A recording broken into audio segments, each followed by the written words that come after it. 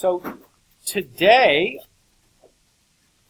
what we're going to do is we're going to start or talk about two sections. So we're going to talk about section 3 first, which is about continuity. And continuity is kind of a tricky topic in that we don't have enough background to give a really rigorous mathematical definition of what we mean by continuity. Really because we need calculus to be able to give a really specific, rigorous definition for this. So what I'm going to do instead is just kind of give an informal definition that's going to be intuitive and easy to use, but you couldn't prove anything with it because it's not technical enough to do that, but it'll be fine for the requirements for this course. So we'll start by doing that definition. We say that a function that I'll refer to as f of x is continuous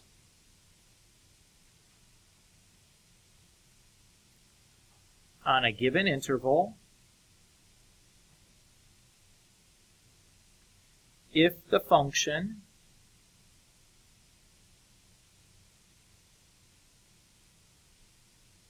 doesn't appear to break at any point on that interval.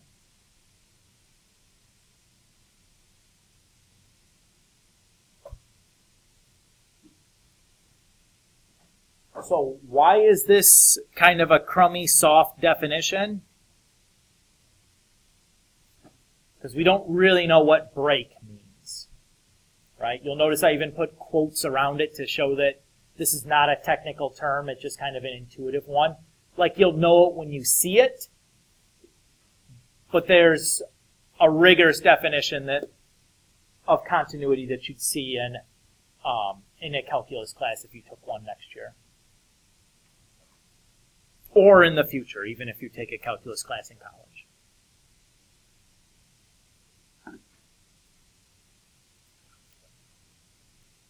So, instead of talking about continuity, what I'm going to do is kind of talk about the other side of the coin, which is discontinuity.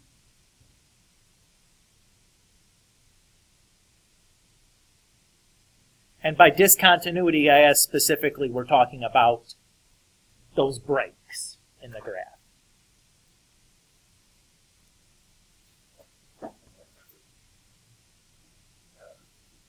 So there are 3 types of discontinuity.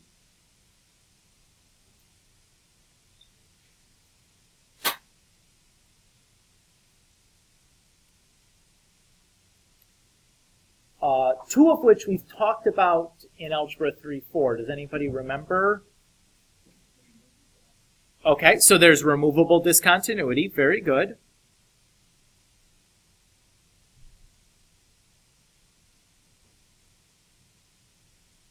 Okay.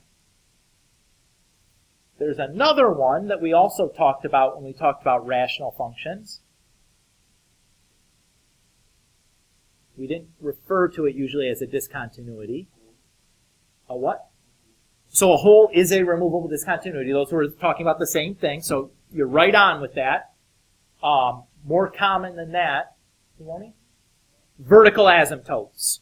So instead of writing vertical asymptotes here, I'm going to call that an infinite discontinuity in this class. It's a little bit more specific because you can't mistake a slant asymptote or a horizontal asymptote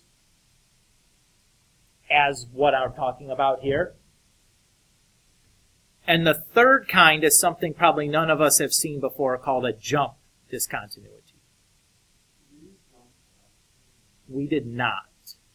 You probably are not familiar with that. So I'm not going to make a rigorous mathematical definition of any of these things. We're just going to kind of draw some pictures enough so that you know it when you see it. which is all we're really kind of looking for here. So we'll start with a removable discontinuity. So say we have the graph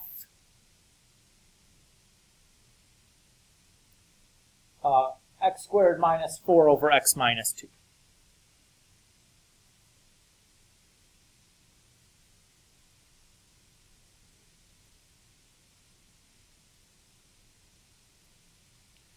So a removable discontinuity could look something like this. My graph is a straight line until I get to the point 2, 4, in which there's a hole. And then my graph continues immediately after the point 2, 4. Everybody okay with that idea? Okay. Notice that there's no way for me to draw this graph without having to pick up my pencil. That's a good indication that something is has a discontinuity in it. If you can't draw the whole thing without picking up your pencil. So like this one, we have to draw and then draw. You have to pick up your pencil in order to draw this because of the hole. Everybody okay with that idea? So we have a discontinuity at x equals 2. Or you could say the graph is continuous from negative infinity to 2, or from 2 to positive infinity. So you could say it's discontinuous at x equals 2, or you could say it is continuous from negative infinity to 2 union 2 to positive infinity. It's continuous everywhere except for 2.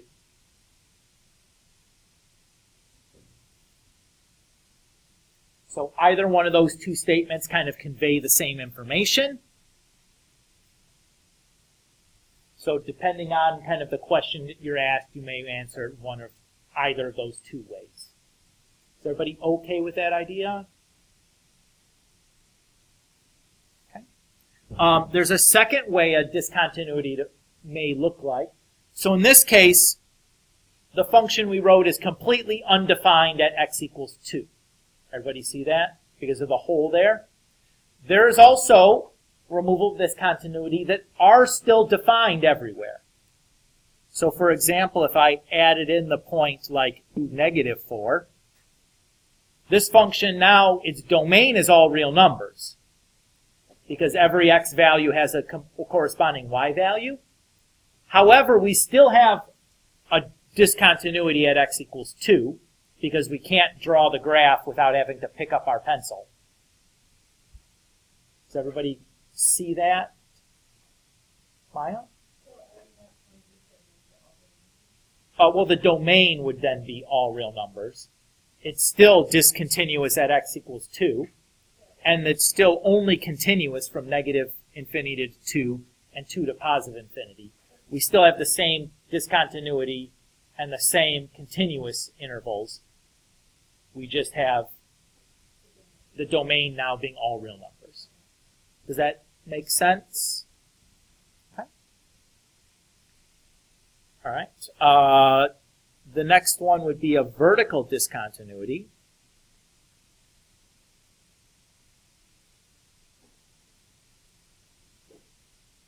So maybe we look at x minus 1 over x minus 2.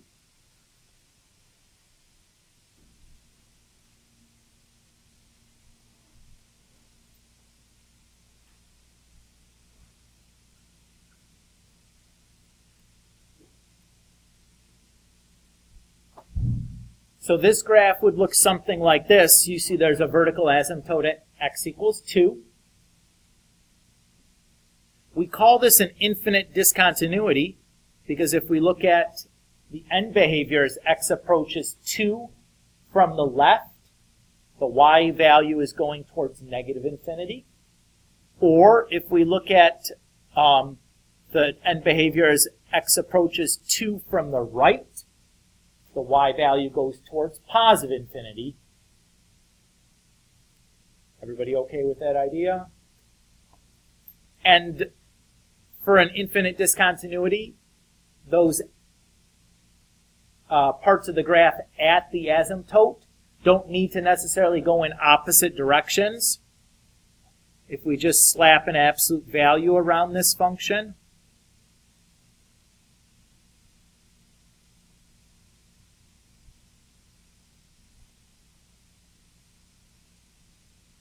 we'd have something that looks like this, where both sides at the asymptote are going towards the same direction. They don't necessarily have to go in opposite directions. That was most common last year in our Algebra 3-4 classes, but it doesn't have to be that way. You see, by just adding an absolute value, I can get both arrows going in the same direction. Still an infinite discontinuity. And I could still say the same thing. I have a discontinuity at x equals 2, and the graph is continuous from negative infinity to 2, and then 2 to positive infinity. And that's true for both of these pictures. Everybody okay with that idea?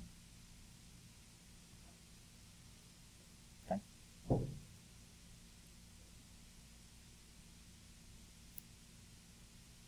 And then my last one, I'm not going to write down the equation for this function, because quite frankly, I'd have to use something that we haven't talked about yet in order to do it, called a piecewise function. So I don't really want to do that. Instead, I'm just going to draw the picture. Is everybody okay with that?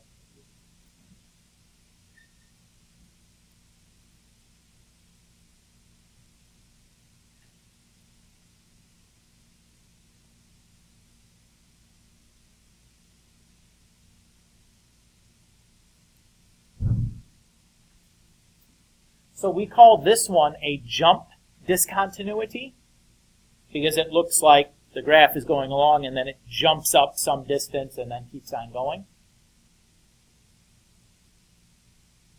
Is everybody okay with that idea? Notice here that at the jump, one end of the graph is closed and the other end is open. Does it really matter which end is open and which end is closed? Not without the equation, it really wouldn't. Could both ends be open? Yeah, that's okay. Could both ends be closed? Then you're shaking your head, no, why not? You're correct. Okay, Adam?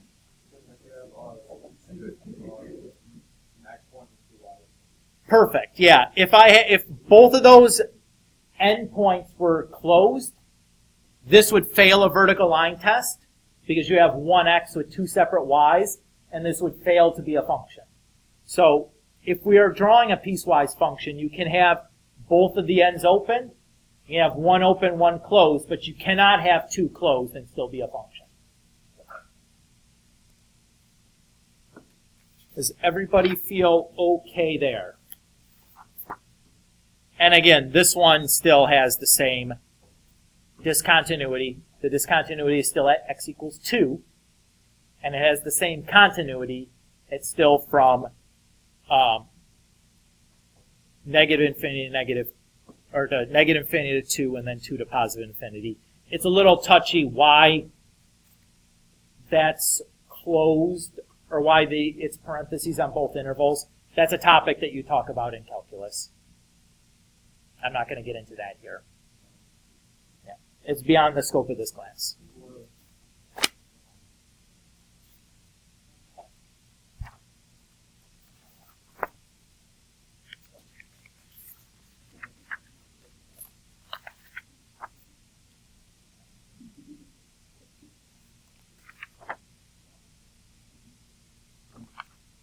Okay.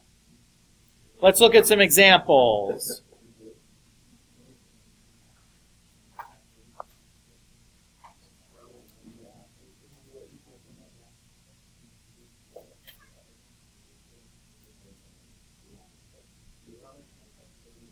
All right, so let's say we have this function. Stop talking, please. If I ask you where it's continuous And if it has discontinuities, what kind are they? What would be the first thing you'd want to do? Trev? Yeah, let's graph this bad boy. I'm going to graph this on using some software called Graphmatica, just because it's a little bit easier for me to embed this then into my OneNote. But you guys, if you want to follow along on your graphing calculator, you're more than encouraged to do so.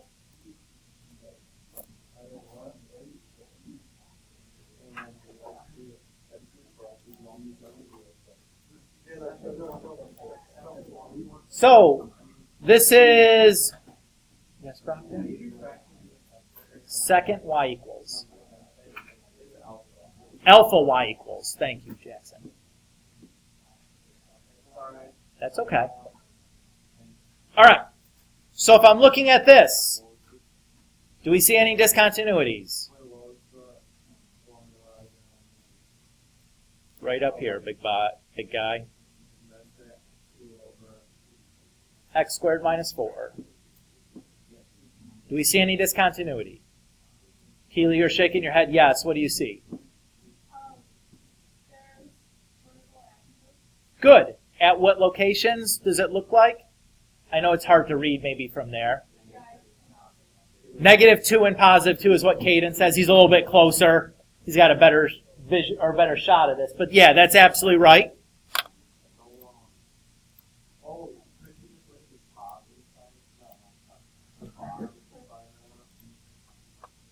Look at the bottom and just find it out. I'm not really sure what you mean, but probably. Oh, when you say bottom, you meant denominator. Yeah.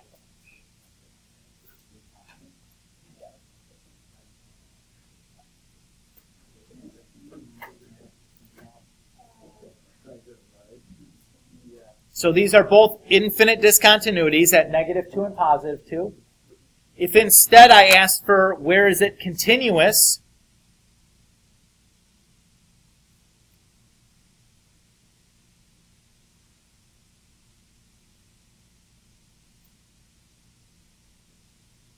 we would say this, right? There's 3 intervals where it's continuous. We have this part right here I can draw without picking up my pencil. This part right here I can draw without picking up my pencil. And then that part right there I can draw without picking up my pencil. Everybody cool? Okay. All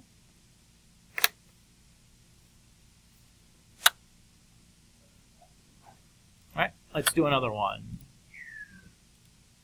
And again, I'm going to do this with Graphmatica just because it's a little bit easier. The next one is y equals x squared plus x minus 6 over x plus 3. X squared plus x minus 6 over x plus 3. What do you notice here? Do we see any discontinuity?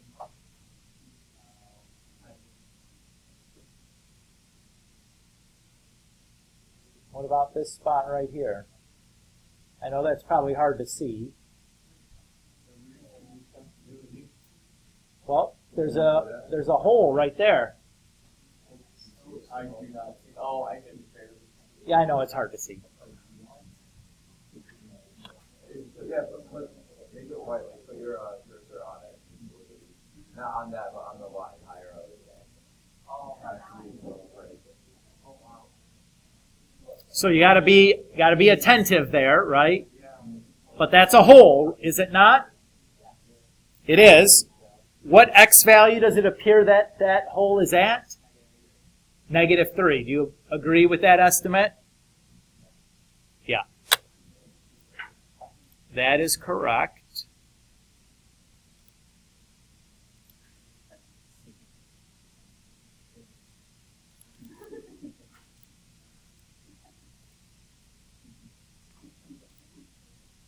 So right there is our issue.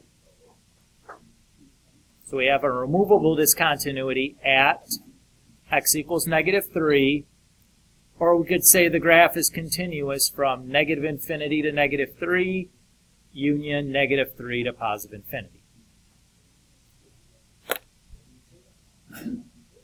What I did, yeah, so this was x squared plus x minus 6 over x plus 3.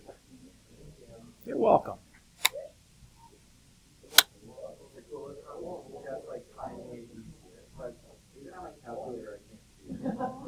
So Jackson asked, is there a way that I know that I should be looking for a removable discontinuity? Because when I graph this on my calculator, it's not easy to see this even if I'm looking at my calculator. So if you remember from Algebra 3-4, this is a rational function. If I factor the numerator and denominator, I get this. I notice that the x plus 3's can reduce. Whenever I reduce something completely from the denominator like this, I generate a removable discontinuity. So this discontinuity from a negative 3 giving us a 0 denominator actually generates a removable discontinuity because it got completely crossed out. Contrast that with this one where nothing gets crossed out from the denominator. Those generate us 2 infinite discontinuity. Does that help? Okay. Good question, though. The last one here, x cubed minus 2x squared plus 3. Let's take a look at this graph. X cubed minus 2x squared plus 3.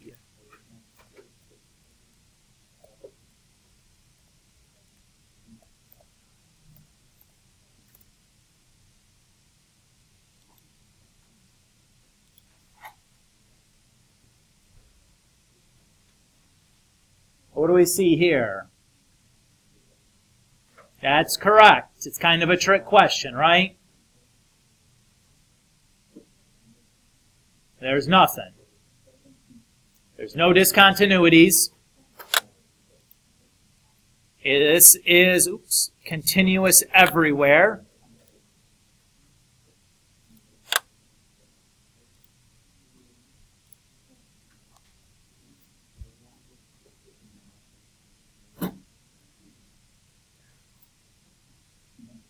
So we'd say it's continuous from negative infinity to positive infinity. Just as a reminder, what kind of function is y equals x cubed minus 2x squared plus 3? You could call it a cubic, but more generally even you'd say it's a polynomial, right? Guess what we can say about all polynomial functions? They're continuous everywhere. All polynomials are continuous everywhere. So that's a nice little factoid to kind of tuck away. Makes life a little bit easier. All right, next topic.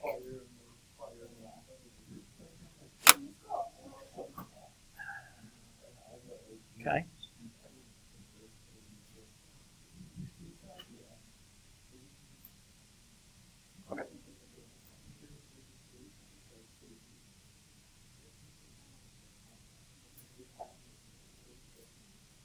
So the next thing I want to talk about is increasing and decreasing functions.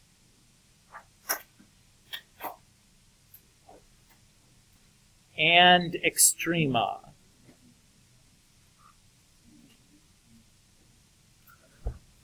So I'm going to start by defining 3 things all at once. I'm going to do a little bit of color coding because the difference in the definitions is literally 2 words.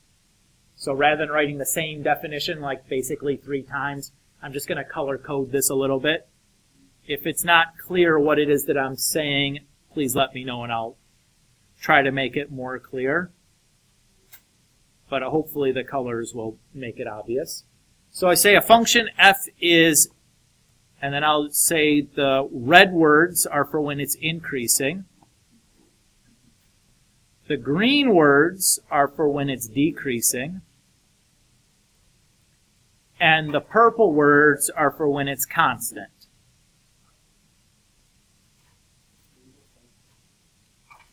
So the black applies to all of 3 definitions.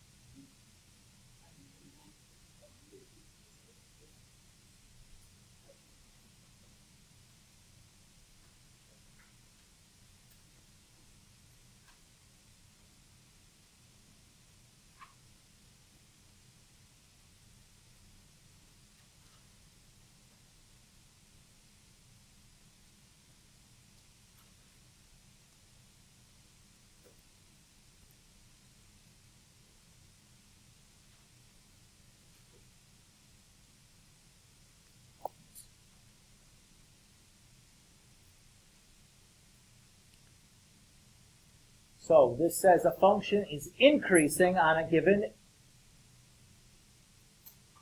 interval. If for any 2 points on the interval, a positive change in x results in a positive change in f of x.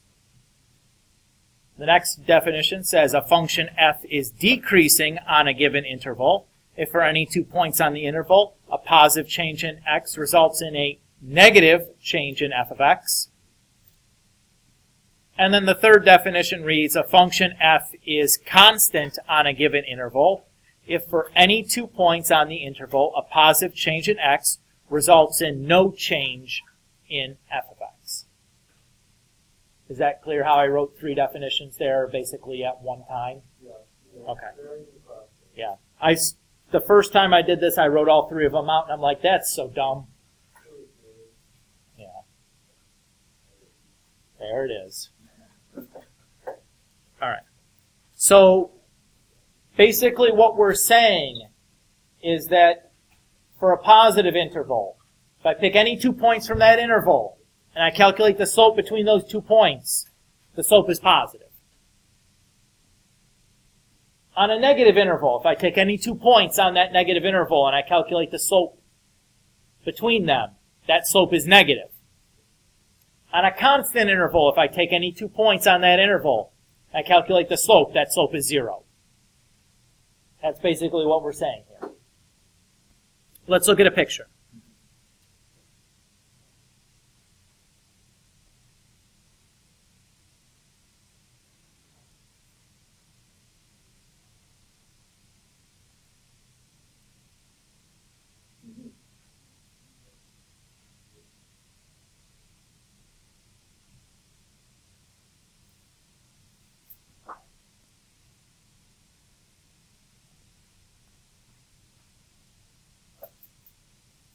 So, if you're given a graph like this, the way that I like to think about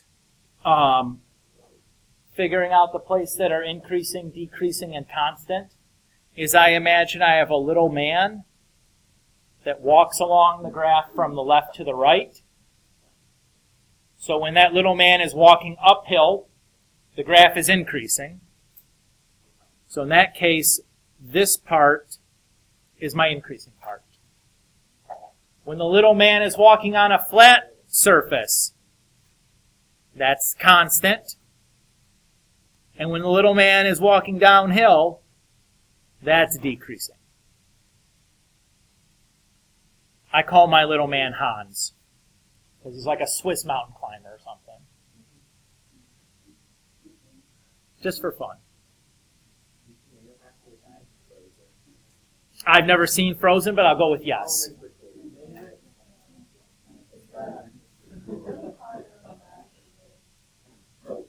All right, so to write these intervals then, I have an interval for increasing, an interval for constant, and an interval for decreasing. All of these intervals are intervals of x coordinates. So the increasing starts at negative infinity and goes all the way up to negative 4. The interval of constant starts at negative 4 and goes all the way to 3. The interval of decreasing starts at 3 and goes all the way to positive infinity. Everybody okay with those intervals? Notice that each of these intervals, I am not including those transition points. I'm not including the transition points where the graph changes from, say, increasing to constant or constant to decreasing. The values of negative 4 and the values of 3 do not appear anywhere in those intervals that I've just listed. We never include those transition points. In general, for increasing and decreasing, they're all going to be parentheses always. Maya, you had a question? I got it. I had a feeling I was going to get it. Everybody okay with this idea? Okay. What if I asked you to determine the intervals of increasing, decreasing, and constant for this function? What do you think the first thing we should do is? Graph it. That's what I would do first. Heck of a lot easier when you're looking at a picture. When you take calculus, you learn how to do that kind of problem without having to graph it, but this is not calculus class, so we're going to do this by graphing. But in general, graphing's not so bad, right?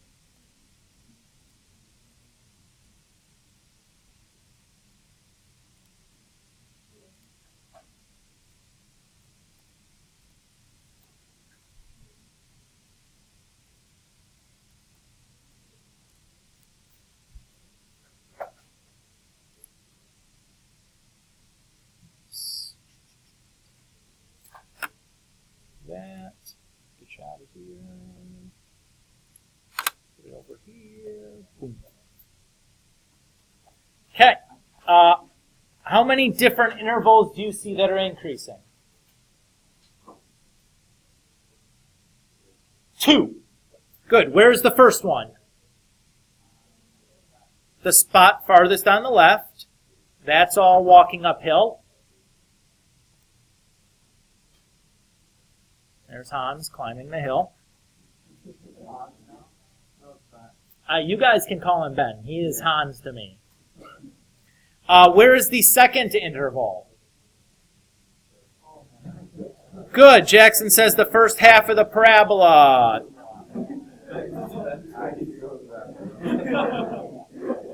That is correct. Stop talking, please. Where is the, how many intervals of decreasing do you see? 2. Where are they? The other half of the parabola? Yeah, and then that other part on the right. Notice each of these Hans is going to be going downhill. They're all Hans. Okay. What do you notice about constants? There isn't any. That's fine. That can happen. So, if I write my intervals of increasing, I have negative infinity to, it looks like negative 3, and then negative 3 to 0.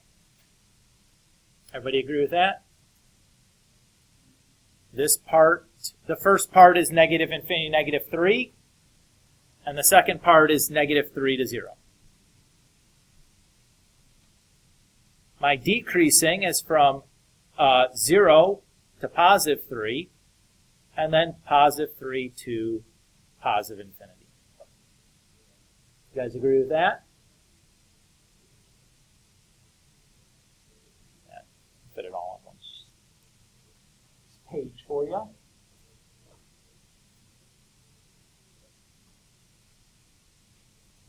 So this part is there.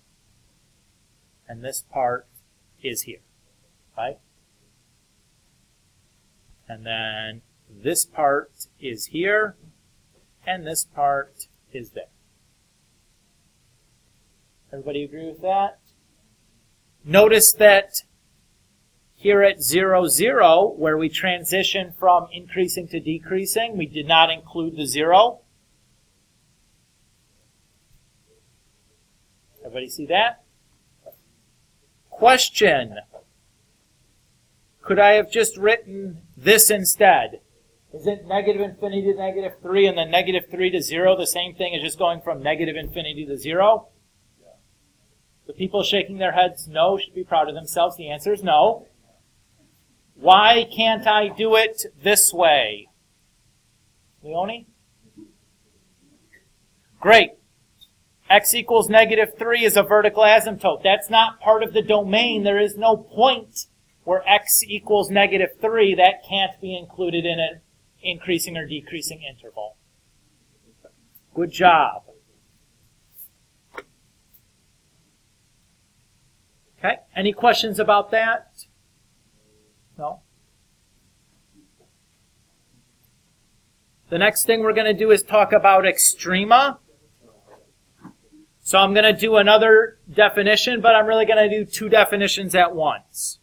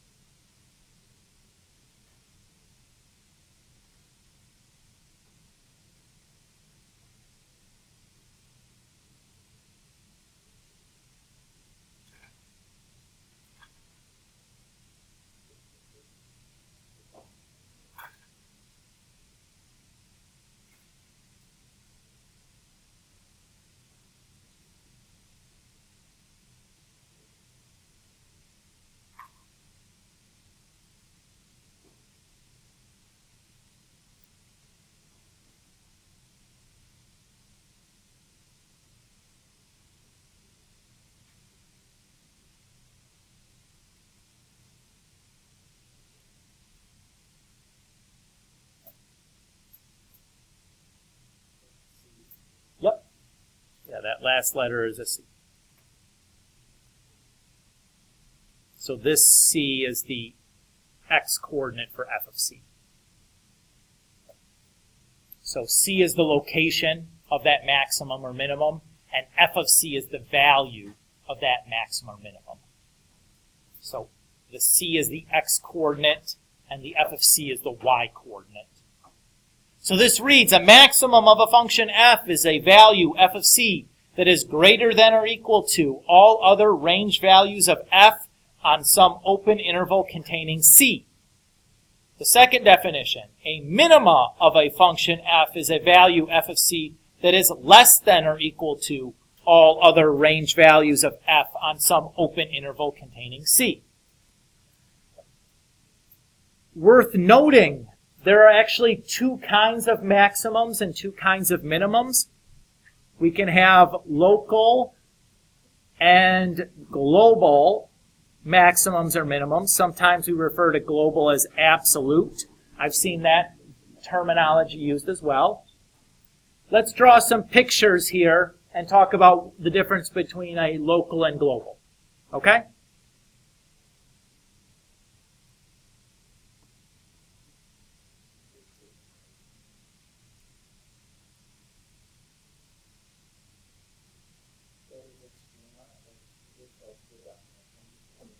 So extrema is the general term that it means. Extrema is a general term that includes maximums or maxima or minima. Yeah, if I talk about extrema, I'm talking about maxima or minima or both, right? So let's say we have this function here, f of x. I see that there is a maximum here. Everybody agree with that? I know this is a local maximum because I could choose some interval, say those x values right here. And on that interval, this point, f of c, is the highest point on that interval. Everybody see that? So this is a local for sure. It is not a global, though, because if I pick, say, this interval here, I have some points that are higher than c comma f of c. Does everybody see that? In this graph, there is no global maximum because the arrow, the up arrow is going, or we have an arrow going in the up direction. Similarly, this is a local minimum. Is it a global minimum? No, because I have an arrow going in the down direction, so there's always going to be some points lower than that one. Is everybody okay with that idea? Okay. What if we have this one? What do we see here? Allison?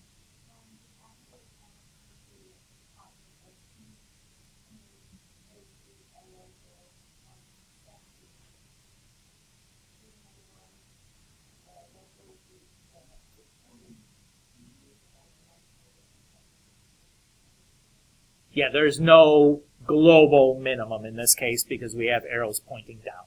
Very good. Do we feel okay with that idea of local versus global? Okay. Again, the name is fairly descriptive. Let's say that you are given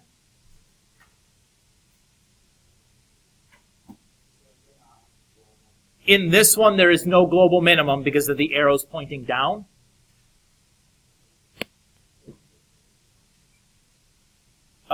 Let's say you're given a function that looks like this and asked for the extrema.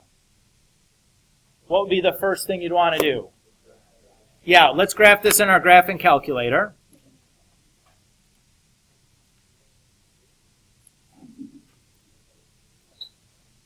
If I do that, I can calculate the locations of these extrema exactly. I can do that by using second and the trace button. Notice there's two commands here, the minimum command and the maximum command. Let's say I'm looking for the local minimum. So I'll pick the minimum command, and I'm going to look for this global minimum down here at the bottom. Notice the calculator is asking me a question here. It says left bound. What it wants me to do is move my cursor somewhere left of that local minimum. I can't see my cursor. It was down here, though. So I just press the left arrow button until it's left of that minimum, and I'm press enter. Now it asks me for a right bound. So I'm just going to move my cursor to the right using the right arrow until I see my cursor's right of that minimum, and press enter again. Now it asks for a guess. You don't have to really give a good guess. Just press enter exactly where it's at. That's fine. And what it does is it thinks for a moment and says the minimum is negative 2.242626, comma, negative 9.653029. So the first number is my c. That's the x-coordinate. And my f of c is the y-coordinate. What do you guys think?